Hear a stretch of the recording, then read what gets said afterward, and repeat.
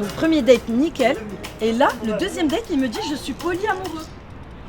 Allô? Vous m'écoutez ou pas? Cette situation vous arrive combien de fois par jour? Je suis sûre que vous ne comptez même plus. Et même si ça peut avoir l'air drôle, c'est en fait une tragédie. La conversation est-elle en train de mourir devant nos yeux? Et la génération de nos parents est-elle la dernière à l'avoir vraiment pratiquée? C'est l'avis du professeur David Le Breton. La conversation est une sorte de vestige archéologique. Elle est en train de disparaître. La conversation, ça implique le visage à visage, une sorte de flânerie, une espèce de consécration de l'un et de l'autre dans l'échange. En gros, je dois pouvoir voir le visage des autres autour de moi et leur montrer le mien pour engager une conversation. Et le fait d'être constamment sur nos téléphones empêche cela et nous ferme aux autres. Vous voyez autour de vous d'innombrables personnes qui marchent prosternées dans une sorte de geste d'adoration devant leur portable. Le visage de l'autre n'existe absolument pas. Mais on n'a jamais autant communiqué grâce au téléphone, me direz-vous.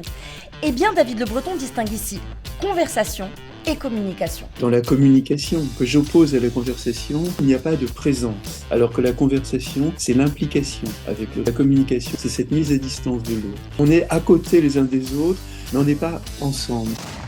Et du coup, le professeur fait plein de tristes constats. Nous sommes donc aujourd'hui dans une société où on est seul, ensemble. Jamais dans nos sociétés on a autant communiqué, mais jamais on s'est aussi peu rencontré. L'autre qui est derrière son téléphone portable vous éteint. Il appuie sur la touche pause de votre existence. Regardez le nombre d'amoureux ou le nombre d'adolescents, amis, qui sont assis sur les marches, etc. Ils sont tous derrière leur portable, ils ne se regardent pas. Et dans les moments de flânerie possibles, chers aux professeurs, comme dans le train, au marché, à la fac, au lieu de flâner justement, on sort directement nos téléphones portables.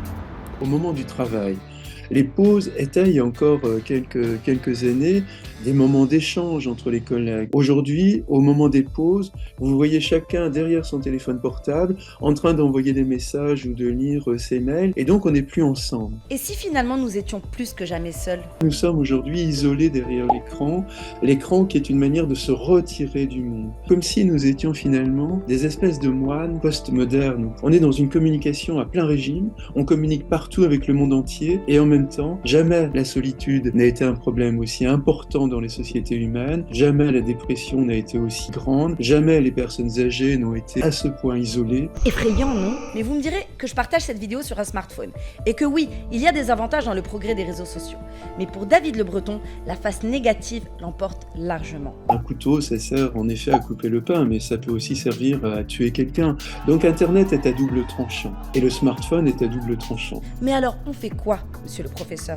Lire des livres, aller voir des films, aller au théâtre, aller voir des chorégraphies. Si j'avais un message à transmettre à ces jeunes, qu'ils se regardent, qu'ils soient attentifs les uns aux autres. Alors les amis, comme je vous disais, le gars m'a dit qu'il était polyamoureux. Et vous, qu'allez-vous changer?